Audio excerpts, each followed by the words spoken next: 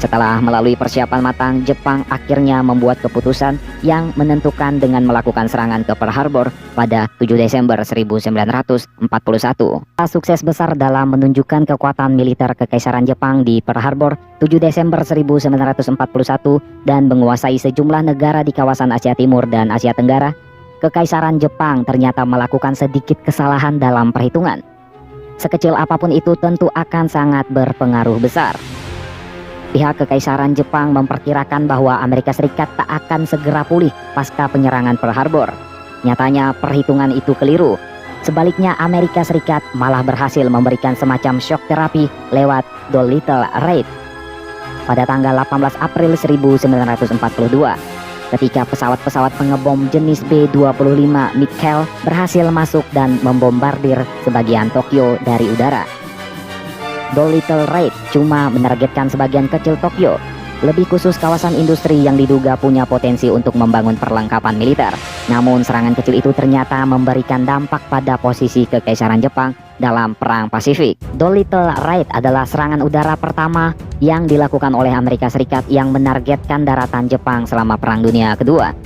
Serangan ini dilakukan pada tanggal 18 April 1942 dan dipandang sebagai pembalasan atas pemboman Jepang di Pearl Harbor, Hawaii 5 bulan sebelumnya.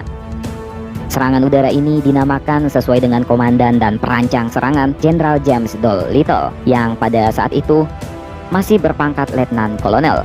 Setelah serangan kejatuhan di Hawaii dan mulai terlibatnya Amerika Serikat ke dalam perang, James Doolittle turut membantu mempersiapkan rencana serangan udara balasan terhadap Jepang. Sebagai seorang perintis dalam dunia penerbangan, Doolittle turut mengembangkan berbagai instrumen terbang seperti Artificial Horizon. Rencana dasar dari serangan melibatkan peluncuran beberapa pesawat pembom dari kapal induk.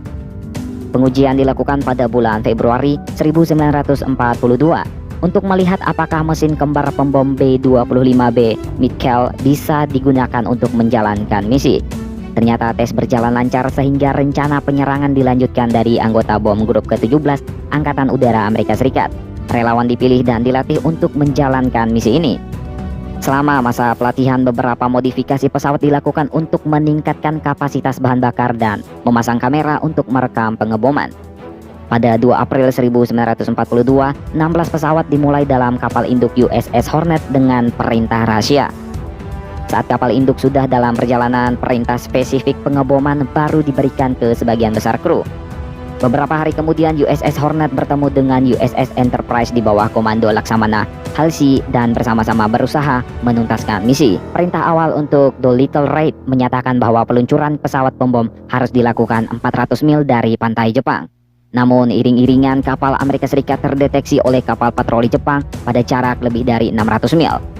Menghadapi risiko kegagalan, tim penyerbu akhirnya dilepas pada saat itu juga, meski belum memasuki jarak ideal yang diperintahkan. 15 dari 16 pesawat lepas landas untuk melakukan serangan, meninggalkan satu pesawat sebagai unit cadangan.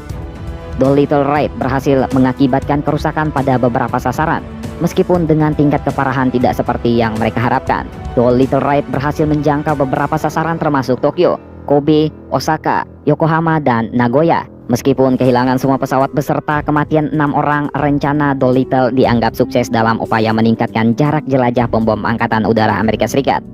Sebuah konsekuensi strategis dari serangan ini adalah perintah Komandan Jepang, Jenderal Yamamoto, untuk menguasai Kepulauan Midway dan menghancurkan kapal induk Amerika untuk menghilangkan risiko serangan bom di masa depan. Walaupun Jepang belum memiliki pasukan yang benar-benar siap. Doolittle Raid memiliki dampak yang luar biasa pada moral rakyat Amerika Serikat setelah serangan mengejutkan terhadap Pearl Harbor beberapa bulan sebelumnya.